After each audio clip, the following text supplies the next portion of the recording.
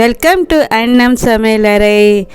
தித்திக்கும் தீபாவளி வருகிறது. அதுக்காக நம்ம பாரம்பரியமான சோமாஸ் எப்படி செய்யலாம் பார்க்கலாம் வாங்க. ஒரு கடாயை எடுத்துக்கோங்க. அதில் கொஞ்சம் ஒரு சொட்டு நெய் போட்டுக்கோங்க. ஒரு அரை கப்பு ரவை போட்டிருக்கேன். அதை நல்லா வறுத்துக்கோங்க. ரவை வறுத்ததும் நம்ம ஆஃப் பண்ணிடணும். அந்த சூடே போதும். அந்த பொட்டுக்கடலை அதில் போட்டு ஒரு லைட்டாக ஃப்ரை பண்ணிக்கோங்க. அது ஃப்ரெஷ்னஸ்ஸாக இருக்கிறதுக்காக தான் ஃப்ரை பண்ணுறோம். இது நல்லா ஆறுனதும் மிக்ஸி ஜாரில் போட்டுக்கோங்க.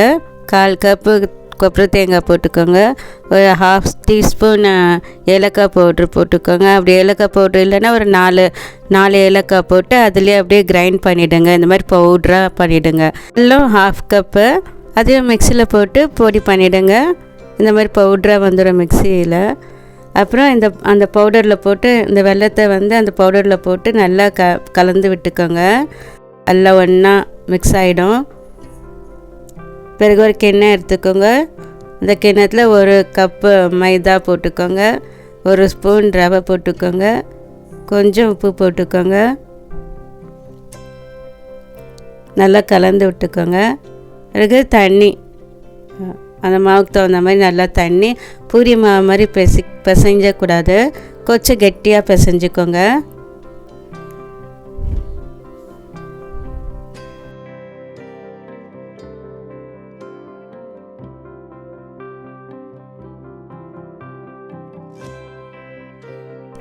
கொஞ்சம் எண்ணெய் போட்டு லைட்டாக மேலே தடவி விட்டுட்டு அது மேலே மூடி வச்சிடுங்க.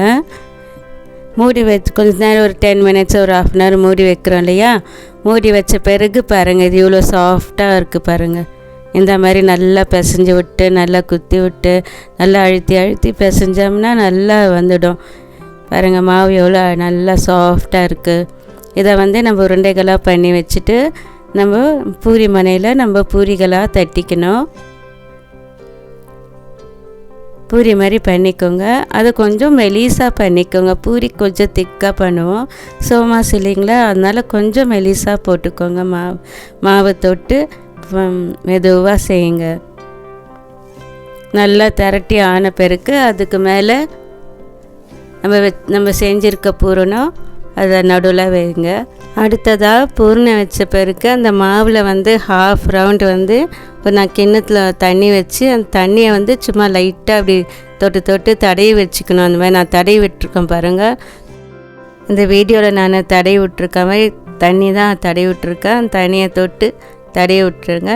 அப்படியே நம்ம மூடிடணும்.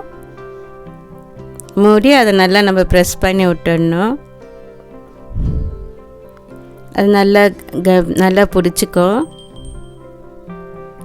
அந்த இடம் மாத்திரம் இல்லை, கொஞ்சம் சைடெல்லாம் கூட நல்லா அமுக்கி விட்டு நல்லா நீங்கள் ப்ரெஸ் பண்ணி விட்டுடுங்க. அது நல்லா பிடிச்சிக்கும்.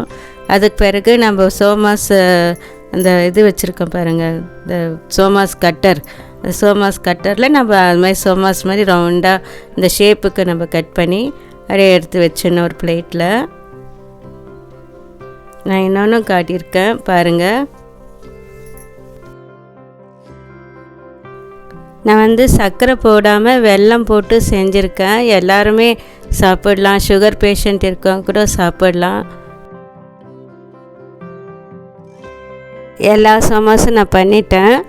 இப்போ கடாயில் எண்ணெய் ஊற்றிருக்கேன். கடாய் எண்ணெய் காஞ்சதும் நம்ம சோமாஸ் போட வேண்டியது தான்.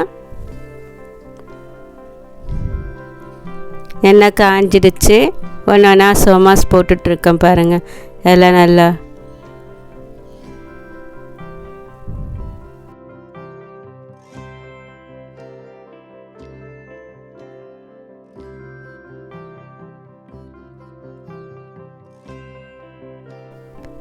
இந்த மாதிரி மீடியம் சைஸ் போட்டிங்கன்னா உங்களுக்கு 21 சோமாஸ் வரும்.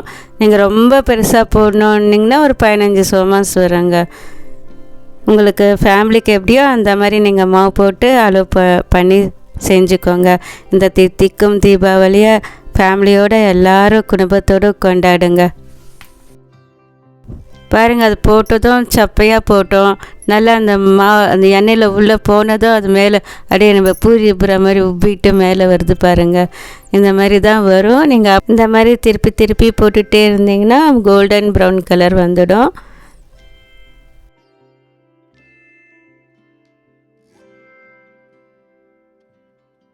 தித்திக்கும் தீபாவளிக்கு சோமாஸ் ரெடி ஆகிடுச்சுங்க. எல்லோரும் தீபாவளி குடும்பத்தோடு கொண்டாட வேண்டியது தான். நீங்களும் இந்த சோமாஸை தீபாவளிக்கு செஞ்சு பாருங்கள், ருசித்து பாருங்கள். இந்த வீடியோ உங்களுக்கு பிடிச்சிருந்தா லைக் பண்ணுங்கள், ஷேர் பண்ணுங்கள், கமெண்ட் பண்ணுங்கள், சப்ஸ்கிரைப் பண்ணுங்கள், பெல் ஐக்கானை கிளிக் பண்ணுங்கள். இனிய தீபாவளி நல்வாழ்த்துக்கள்.